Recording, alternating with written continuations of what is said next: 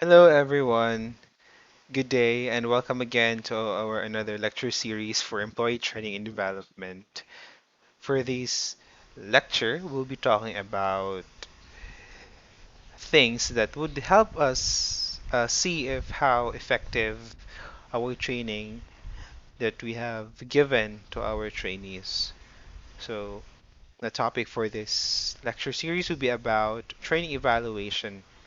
For the past weeks, we've been talking or learning about different strategies in doing training and development. So, right now we are on the later part of our lecture series, and we'll try to measure how effective our training that you have given to our trainees. So, just quick update. So, just transfer to another working station in my home. So I've been taping, doing the lecture series on the in my room, but I find it not that productive. So I've transferred here in our living room, and yeah, it's a new place to work with, and so far it's okay. I'm getting used to the work from home setup, and I hope I can sustain this energy and motivation to really work from home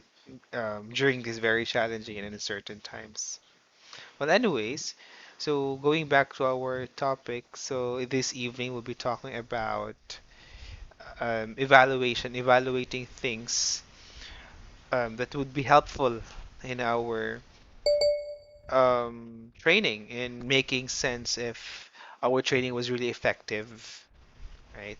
So, same drill with every start of our lecture series. We have um, learning objectives that we need to identify before we start. So again, welcome again to our chapter 6, training evaluation. So these are the learning objectives. First, learners should explain why evaluation is important. Next is identify and choose outcomes to evaluate a training program. Discuss the process used to plan and implement a good training evaluation. Discuss the strengths and weaknesses of different evaluation designs. Choose the appropriate evaluation design based on the characteristics of the company and the importance and purpose of the training. Conduct a cost benefit analysis for a training program. Explain the role of workforce analytics and dashboards in determining the value of training practices. So, those were the objectives that we will be um, implemented as we go along the lecture series. And hopefully, at the end of this lecture, students will be able to get the objectives and, of course, the outcomes for this lecture series. Before we start with any discussions, we need to discuss some basic terminologies in our for this lecture. We start with introduction. So, why is it really important to make an evaluation? It's simple. We make evaluation, we make assessment to make sure if the training that we give to our trainees were effective. That's it. Period. And there are a lot of sub reasons or topics that is related to that. And as we go along deeper the business side of training development, you'll be able to appreciate why it's not just a matter of how effective the training was, but it's also a matter of the return of investment, so ROI. So we'll be talking more on that as we go along the lecture. So when we talk about training effectiveness, this is the benefits that the company and trainees receive from training. So we do training evaluation to see if the training was effective. Period. So that's really the purpose of doing training evaluation to see if the training is effective or not, and if will give benefits to the company, to the whole organization. When we talk about training outcomes or criteria, Um, in order for us to have an understanding on how can we really see and know how training is effective, we need to create a criteria or an outcomes that will be the basis for evaluating the particular training. So, for example, not in the context of training. So, when we talk about cellular phones, right? So, we have two main duopolies of smartphones in the world as of now. So, we have the Android and we have the Apple. So, how can we know if these devices were effective in, for example, utilizing social media apps such as Facebook, Instagram, Twitter, right? So perhaps we can create a criteria that in order for a smartphone to be effective, it should have an optimized usage of the cameras, right? So that will be one criteria. Or another example is long-lasting battery in using the social media apps. So that will be another criteria. So in the context of training and development, so it's a matter of um, creating the criteria because these criteria will be the basis in creating or evaluating the training. So this will be the basis or the benchmark. So this will be the criterias or the benchmark will be used in describing or comparing if there was really an effective or an improvement of the scores, perhaps. So that's the criteria or the outcomes.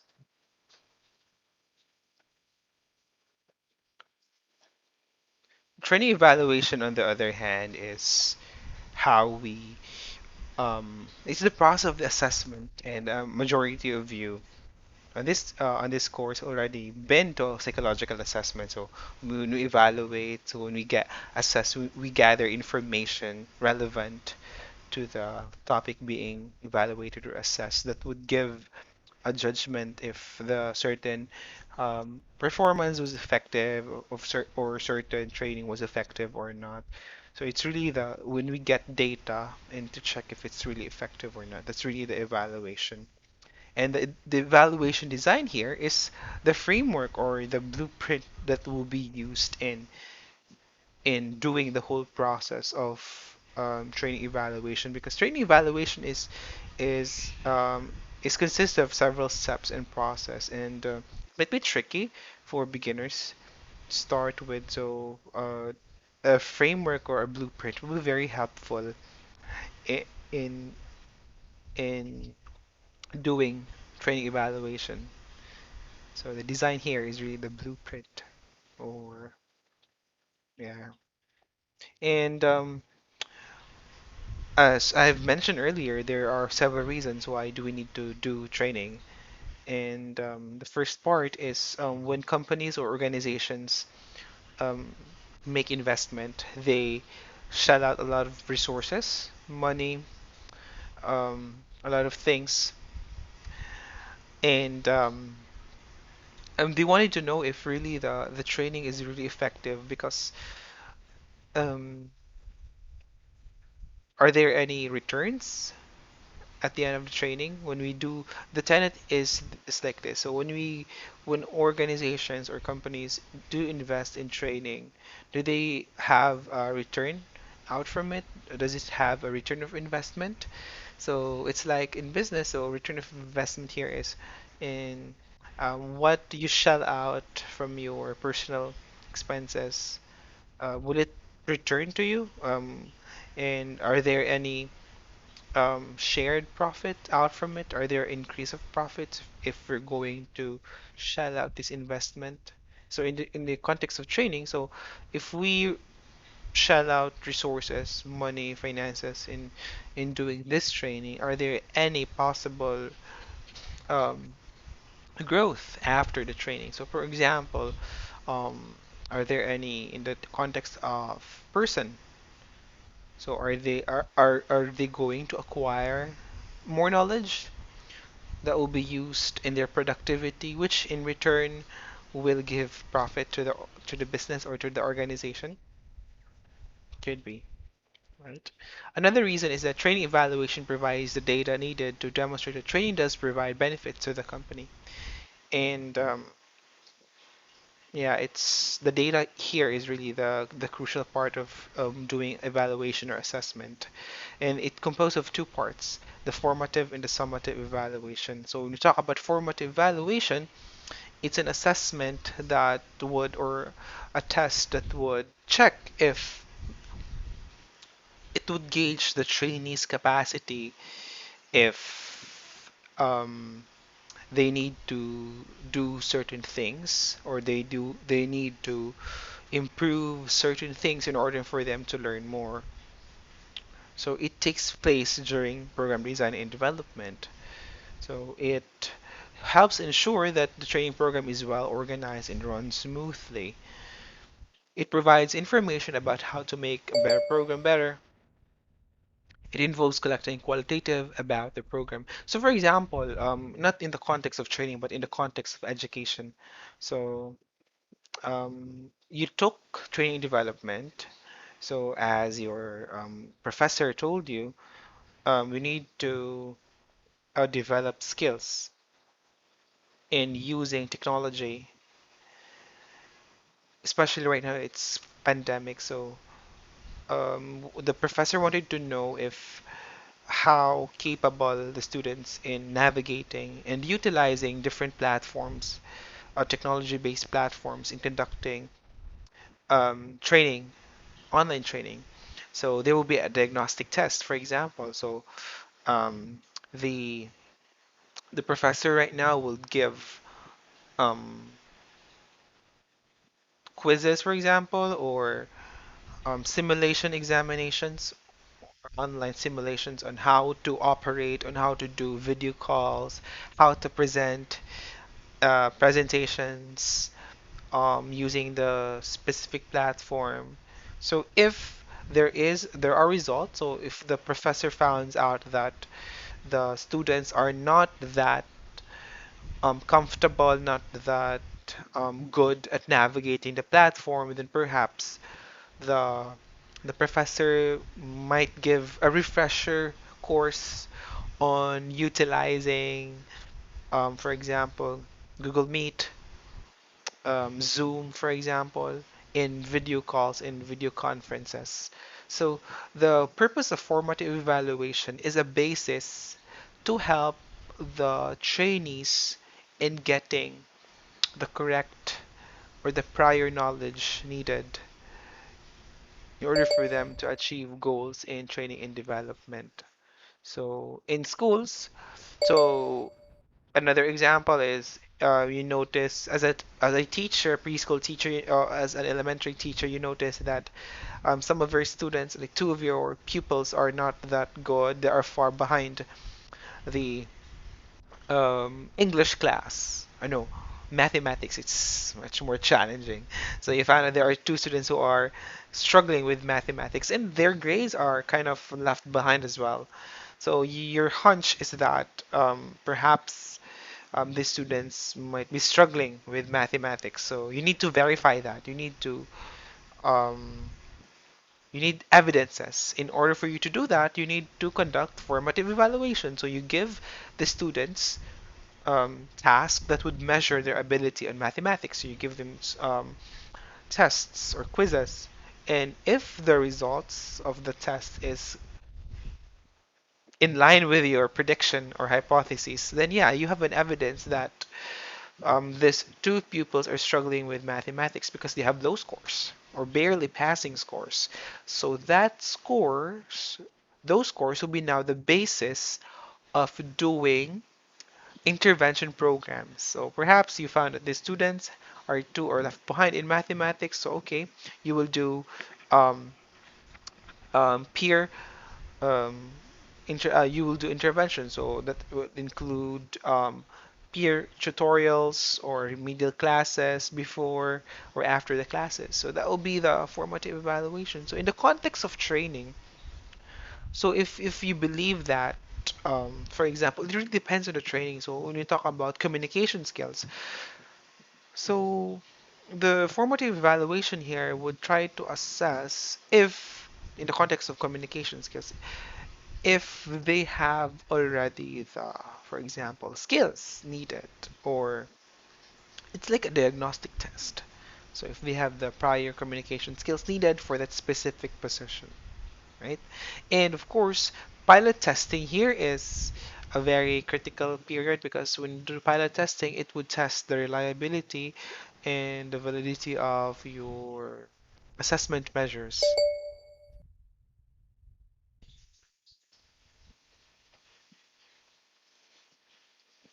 Great.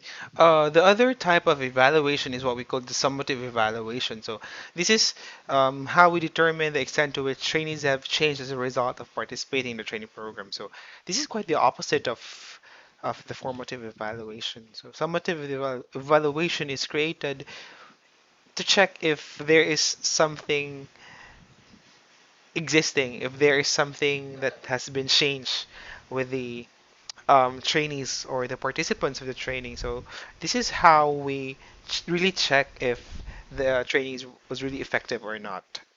So the summative evaluation is created to check if there is effectiveness, while the formative evaluation is created to check if there are weaknesses or strengths that might hinder the development of the skills of the trainees. Right? So it may include measuring the monetary benefits of the company or the ROI, and of course, it includes collecting quantitative data. Right? Summative evaluation is a a training program should be evaluated because of the following reasons. Um, there's a lot of reasons actually, but it's summarized here in the three. Number one is to know the strengths and weaknesses of the training. Just another reason is to check if the contents of the training program is really aligned with the objective and the strategic of the business strategy of the organization. If it's really connected to what is the needs of the organization. So when we do training evaluation, it's not just about how effective it is, but it's also be questioning how the training is really in line with the goals of the company. Of course, another is which among the trainees has been benefited from the program or the training program. Another is to gather assist marketing training programs. So this is on the marketing side. And of course, the ROI, and of course, compare the cost and benefits. So by analyzing the results of the evaluation, the trainers in the organization can weigh in, which is more um, visible in this training? Is it more on the cost or is it more on the benefits? For example, are they spending more on this training and then they get less in terms of benefits? Or is this training more beneficial and even if they only shelled out little resources in the organization? So that's also the purpose of evaluation. So figure 6.1 here is the process of evaluation. So this is the blueprint that you will be following in doing training evaluation. So number one, we start with needs analysis, needs assessment, and we I believe you've done this in your we've been this we were able to discuss this on the previous chapters, needs assessment. So it would determine the different needs of the organization, of the person, and the task. I'm sure you've done with that. Next is you need to measure, you need to develop learning objectives, right? It should be SMART, uh, the acronym for SMART. I'm sure you're also familiar with that, and it should be measurable. So you need to identify the learning objectives and you need to know how the training or how the transfer of training will be applicable in real life situation or in their workplace. And we've talked about this on the previous chapter as well, which was also about the theories of learning in the context of training. Next is you'll be developing now your measure, or you'll be now developing your tool. So what assessment tool are you going to use? Are you going to use trainer's made questionnaire? Are you going to develop your own questionnaire, or are you going to utilize an existing tool? And there's a lot of, I'm sure you're familiar with this because you've been to psychological assessment and you've done test development. So it's a rigorous process. It's not an easy process that you're just going to give questionnaires to your participants, but it needs a thorough and um, comprehensive um, steps in order for a test to be fully reliable and valid. We'll be talking more about that. And of course, you need to choose a strategy and how you're going to evaluate. And lastly, you need to plan and execute the evaluation or the assessment. So here are the example of evaluation outcomes, table 6.1. So the outcome or the criterion is technically based on reactions, learning, or cognitive aspect, the behavior or the skills.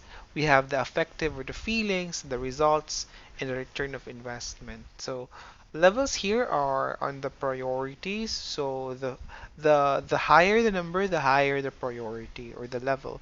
So number one, of course, the reaction, how talk about this, how favorable or how they define the training. Is it not boring? Is it entertaining? Is it enjoyable? So that's the context of the trainees. So how about the learning or the cognition? So how about the technical skills part, the theory based? Do they understand it? Yes or no? The behavior is how we apply now slowly what we have learned on the training. So about the specific skills. So for example, the training is about on machinery or cooking, for example. So do they develop motor skills in doing the task, etc. Effective also here is the attitude and the motivation about the training. The results is the outcome of the training, which is on level 4, and the highest level is the return of investment. So we compare now if there is really a return of the shelled out resources coming from the organization. So here on this outcome, so basically it's reaction outcomes, cognitive outcomes, skill-based outcomes, affective and the results, and return of investment. So reaction outcomes is referring to the trainee's reaction to the training. Do they find it pleasing or not?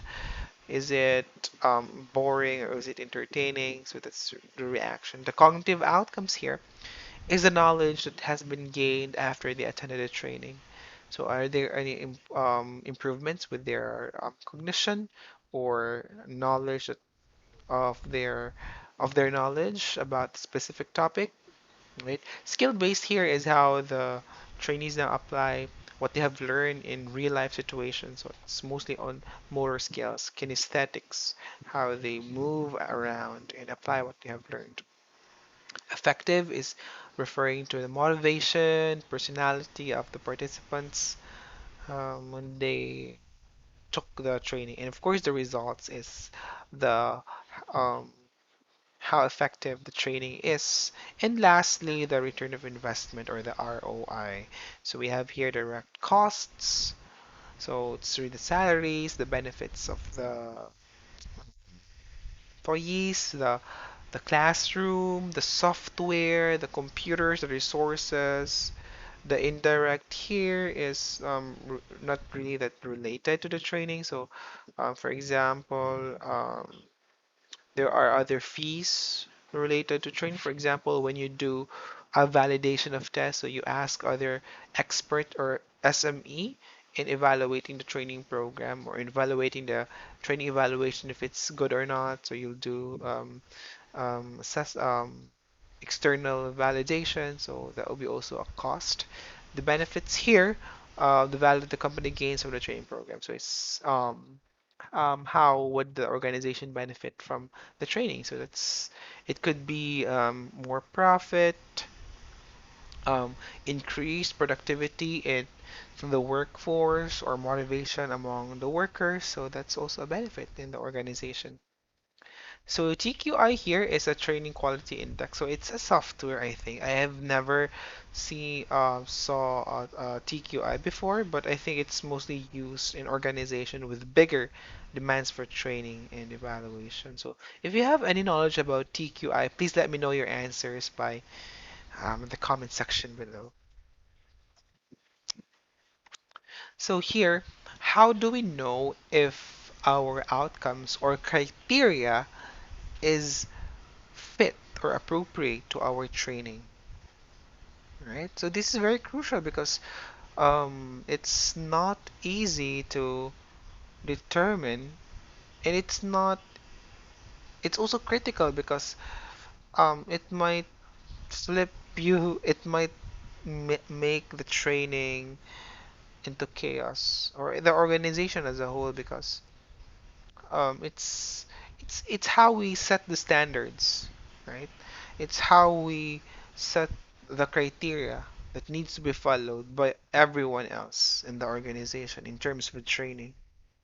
Right? So these are the factors that you need to check if your outcomes are good or not.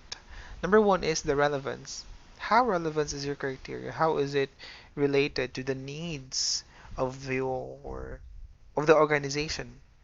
How is it related to the business strategies, mission, vision, goals of the organization? Is it aligned or is it not aligned? Right?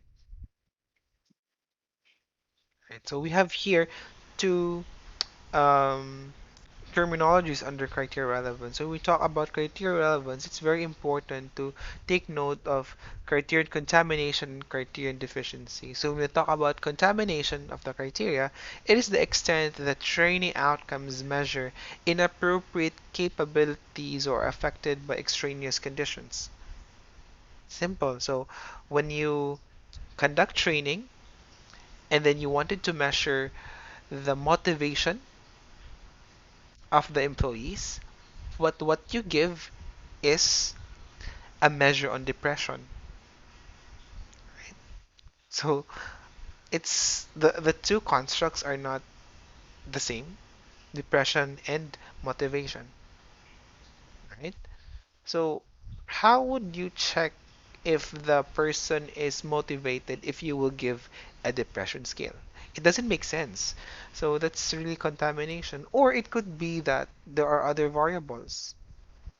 So for example, you conduct training, you give measures on motivation, you give surveys or motivation scale. But prior to that, all of your employees did not receive their 13th month pay. So from that instance alone, how would you guarantee that the the lack of motivation alone or the lack of um, other factors, how would you check if the participants or trainees who took the questionnaire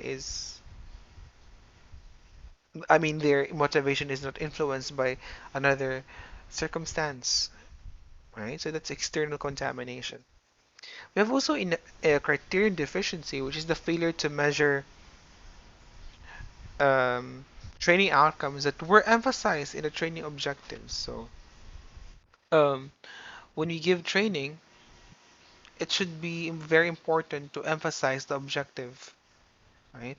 Because that's the framework, right? That's the goal, that's the purpose why we do training. And then if we were not able to emphasize it, then I don't know what will happen to the training. Perhaps it would be, I mean, the expectations of the participants or the trainees and the trainer might not be that harmonious, so it might be chaotic.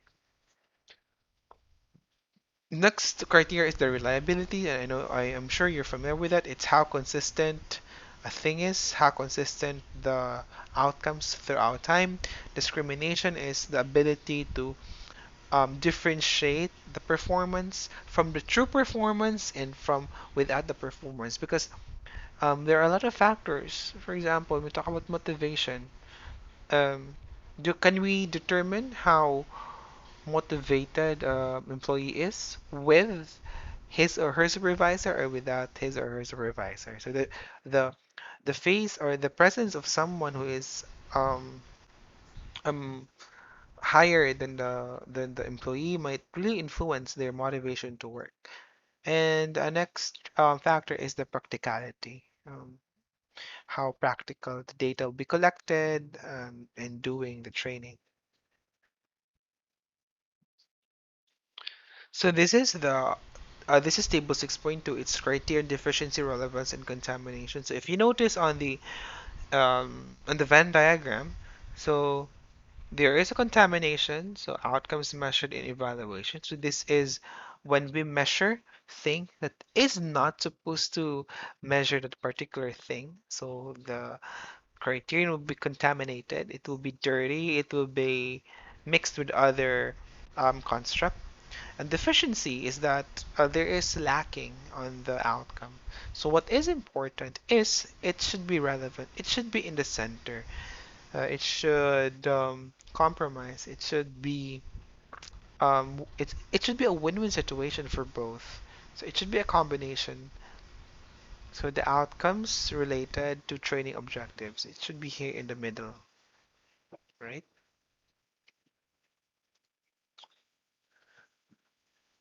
When you do training evaluation, it is important to recognize the limitations choosing to measure only reaction and cognitive outcomes, because when we talk about evaluation and assessment, there is no perfect assessment. It has its own flaws, and it would be better to identify first the flaws before we do the assessment, because it will be very helpful in dealing with unprecedented errors after you are done with your assessment.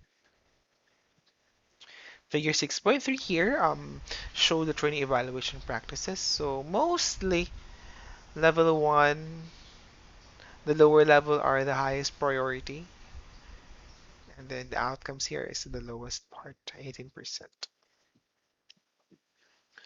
Now we'll talk about evaluation design. How do we make a design? How do we design assessment tools or assessment methods that is good and fit? Number one, we need to talk about validity. So validity here, I'm sure you're also familiar with this one in a psychological assessment. So it's how a certain thing purports to measure a thing or construct. So for example, in the example earlier, how do we know if how motivated an employee is, right? So we give employee survey. We give employee motivation questionnaire. If we give depression instrument or survey, will that measure motivation?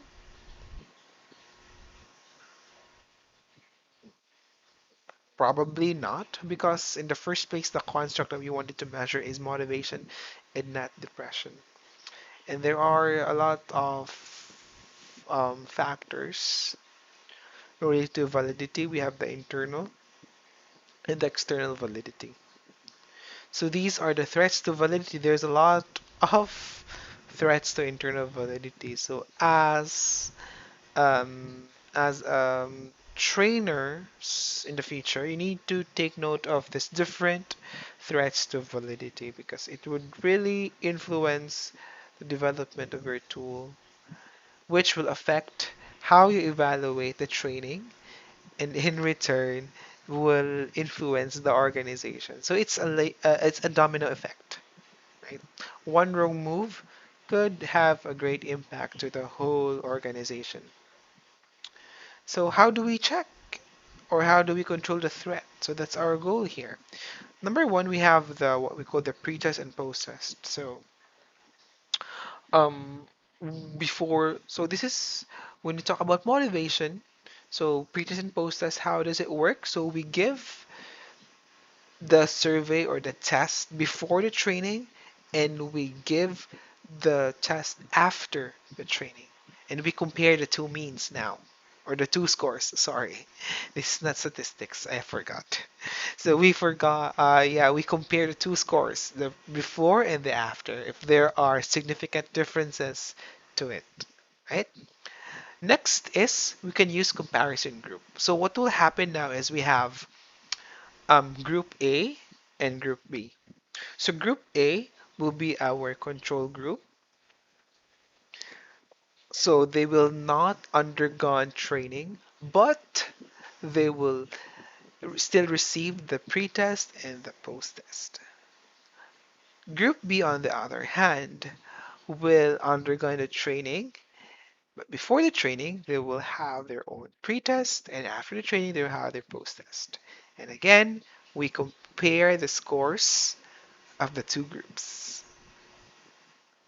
Quick trivia, or quick question: what statistical analysis are we going to use if we're going to measure um, mean scores of more than two? Please let me know your answer in the comment section below. Of course, another is random assignment. So it's random. We give random um, scoring or um, survey to the employees or trainees. And somewhat this is quite impractical. We have also post-test only, so we give the evaluation after um, the survey. I mean the training, and same with pre and post test. So we give the survey, we conduct the training, and after training we give another the same test, right? So this is the comparison of design. So if you know in the table here, 6.7, so we have the design, the groups, and the different measures in the effectivity and the strength.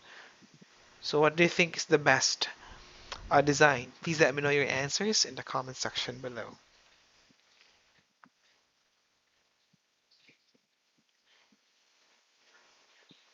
So the most complicated or the most complex among the design is what we call the Solomon 4 group. It's composed of four groups, and it's composed of a control group, post, and pre. It's quite complicated, but the thing is, it's a mixture of the post and pre, and also the control group. So it's composed of four groups. So um, I can show you the example on the site. It's there on the ebook. You can just search it. And we have also another design here. It's the um, time series. So it's training outcomes are collected at the periodic intervals before and after training. So it has its own interval. So for example, every other day, so you give the survey or the assessment method if there were changes. So this is also time consuming, and also in a way it's somewhat impractical. So we have here table 6.10. So these are the factors that influence the type of evaluation design. So these are the following factors that would help us determining what type of evaluation design are we going to utilize in the training. So number one, we have change potential, we have importance, scale, purpose of training, organizational culture, expertise, cost, and time frame. So on all the factors listed there, what do you think is the most critical and what is you think is the most important? Please let me know your answers in the comment section below, and I'll be happy to reply your answers on it. And right now we arrive at determining the return of investment. So again, return of investment, as I've mentioned earlier, is it's how the organization benefited in the training, on the cost that they have and the resources they have shelled out. So it's a benefit that that perhaps help them achieve their goals. So one way of doing that is when we do cost benefit analysis. So it is the process of determining the economic benefits of a training program using accounting methods that look at training costs and benefits. And we'll be needing here the help of the finance department because this is their expertise. So just to give you an idea, it's how we balance between the cost. Is cost more than the benefit, or does the benefit outreach the cost of the training? So that's the process. So here, this is the determining of the return of investment. So determining the benefits, these are the following steps here. And when we calculate ROI or the return of investment, these are also the steps that needs to be followed. So this is really needed for organizations with bigger training programs, with bigger training resources that need to shell out. So of course, they need to see if there was really an effect with the training, if there's really an return of investment. So they really need to do this. All right. So this is now table 6.14 or the training metrics. So this is in bigger organizations or companies, they need to have metrics to follow. So what's a metrics? A metrics is like a tool or a checklist that needs to be followed by the employees in order for them to be known as a performing employee or a an employee who has achieved the minimum qualifications to be called an employee or performing employee in the organization. So here, the metrics here is in training or the in the context of training and return of investment. So these are the different training metrics that needs to be considered. So here we have expenditure per employee, the expenses per employee, the learning hours received per employee, expenditure of the payroll, the revenue, etc., etc. So what do you think is the most, oh no, what do you think is the least needed here on the table? Please let me know your answers about the comment section below. Right. So yeah, we're done with our lecture. So this is only short because we just need to cover why training is important, why training evaluation or assessment is important, what is um, what is assessment, and what are the different designs, what how to create the outcome. Those were the essentials. So I hope that you've learned something from our lecture series. And if you have any questions, please feel free to reach out to me by the comment section below, or you can send me an email, and you can also use my social media accounts. Um, my social media accounts can be found in my YouTube channel. It's embedded on the banner, so you can just click that and you'll be routed to my different social media platforms. So I think that'll be all for now. Thank you so much for listening and have a great day. Stay safe and see you soon. Goodbye for now.